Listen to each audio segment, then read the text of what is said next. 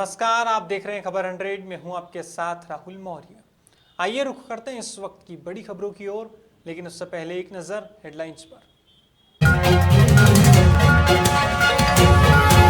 देवास में देखने को मिला एक अनूठा विवाह, विकलांग युवक और नेत्रहीन युवती की शादी के बंधन में बनकर एक दूसरे का सहारा बने दोनों।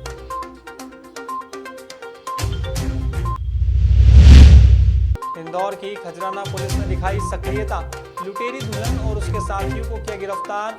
उदयपुर से भागकर इंदौर में छिपे थे आरोपी। हमीदिया अस्पताल में लगी आग पर राजनीति जारी। भोपाल में कांग्रेस पार्टी ने एसडीएम को सौंपा ज्ञापन, मासूम बच्चों की मौत का मांगा इंसाफ।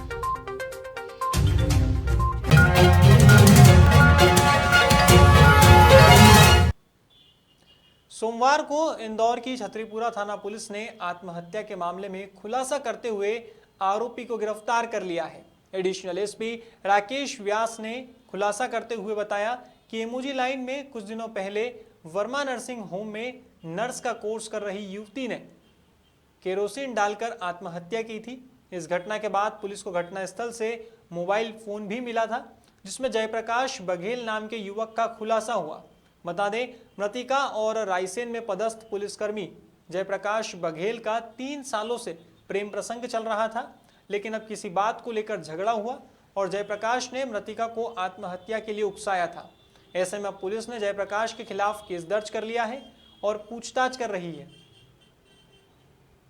ये करीब 3 दिन पूर्व की घटना है। इसमें छतरीपुरा क्षेत्र में एक करीब 22 वर्ष की एक युवती ने स्वयं को आग लगाकर आत्महत्या कर ली थी और उसकी पूरी घटना पर जब पुलिस द्वारा जांच की गई तो ये पाया गया कि इसका एक व्यक्ति जिसका नाम जयप्रकाश बघेल है, इससे साथ इनके संबंध थे और इसी संबंधों को लेकर दोनों के बीच में झगड़ा हुआ और बाद में फिर इसने आत्महत्या कर ली।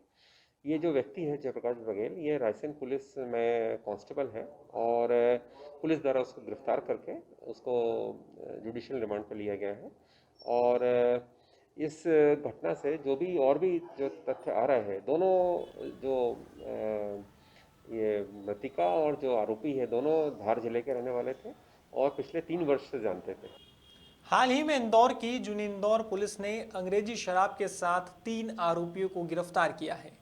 पुलिस को आरोपियों के पास से करीब 125 लीटर महंगी ब्रांड की अंग्रेजी शराब भी मिली है। जानकारी के मुताबिक 2 आरोपी मोबाइल और व्हाट्सएप पर ऑर्डर लेकर उसकी तस्करी करते थे। फिलहाल पुलिस तीनों आरोपियों से पूछताछ कर रही है। बता दें, पूछताछ में आरोपियों ने अपने नाम चिराग नाचानी, संदीप कालरा और दिलीप पटेल बताए हैं। अब पुलिस इस मामले में हर पहलुओं से जांच पड़ताल करते हुए पूछताछ कर रही है। कल शाम को थाना प्रभारी जूनी इंदौर, इनको मुखबिर से सूचना प्राप्त हुई कि एक व्यक्ति जो सफ़ेद रंग की स्विफ्ट डिज़ायर में महू नाका की तरफ से माणिक बाग ब्रिज की तरफ आ रहा है और उस स्विफ्ट डिज़ायर में भारी मात्रा में शराब है। इस सूचना पर तुरंत टीम लेकर वहाँ पर चेकिंग लगाई गई और एक जब स्विफ्ट आती हुई दिखाई दी उसी नंबर की, तो पुलिस को देख के उसने चकमा देने की कोशिश की।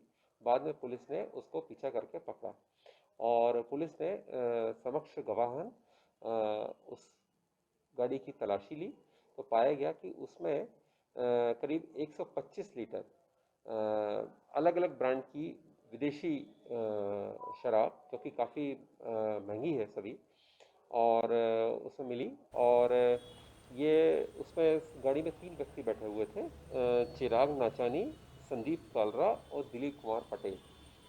देवशयनी एकादशी से लेकर 4 महीनों तक शादी विवाह सहित कोई भी मांगलिक कार्य नहीं किए जाते हैं।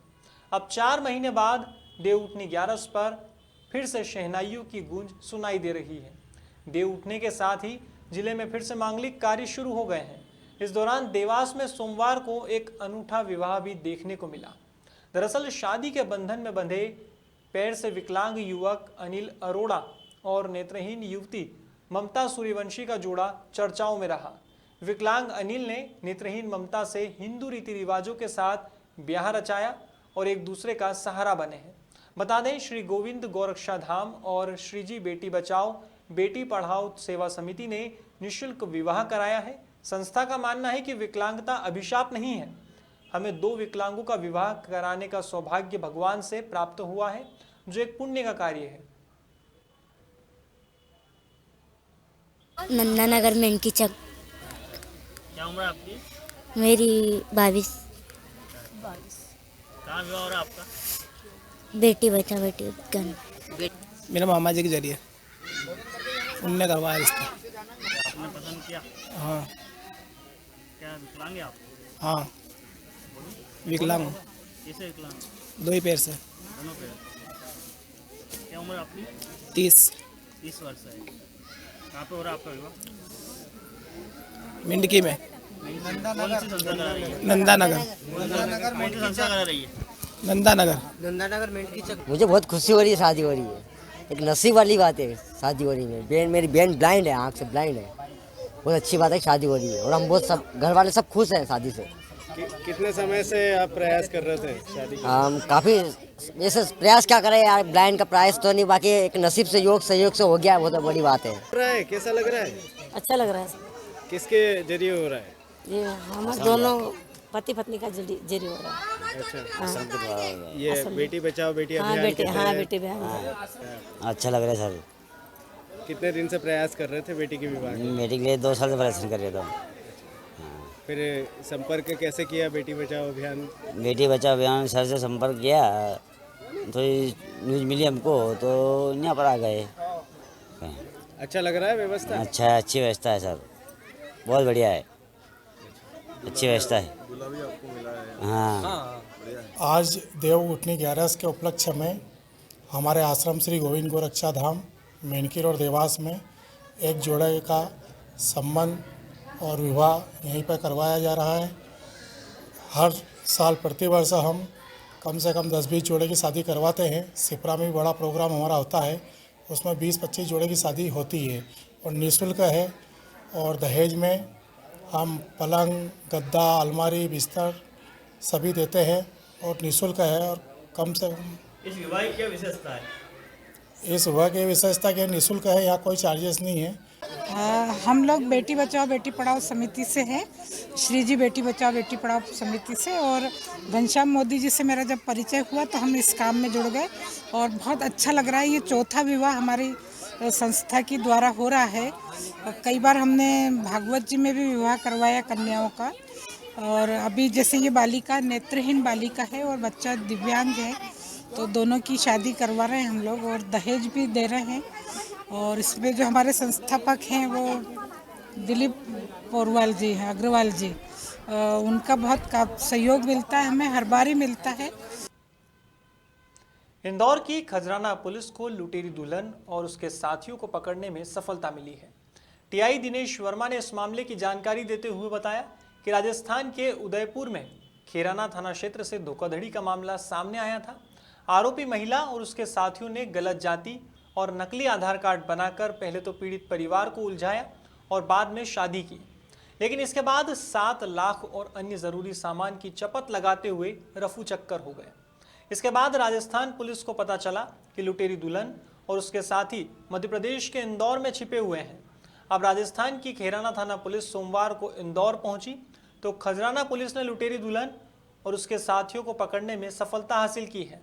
अब उदयपुर पुलिस आरोपियों से पूछताछ करेगी।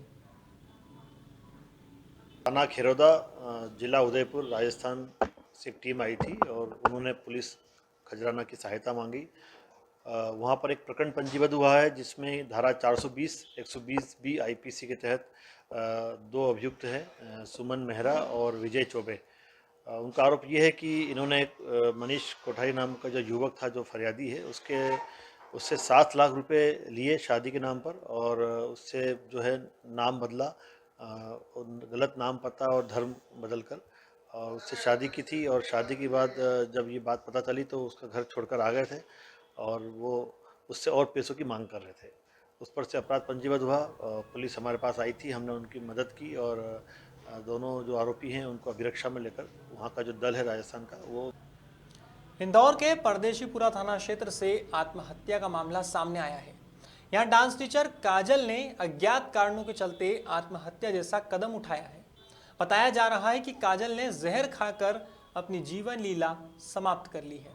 फिलहाल पुलिस ने शव को कब्जे में लेकर पोस्टमार्टम के लिए भेजा है और परिजनों के बयान के आधार पर जांच को आगे बढ़ाया है।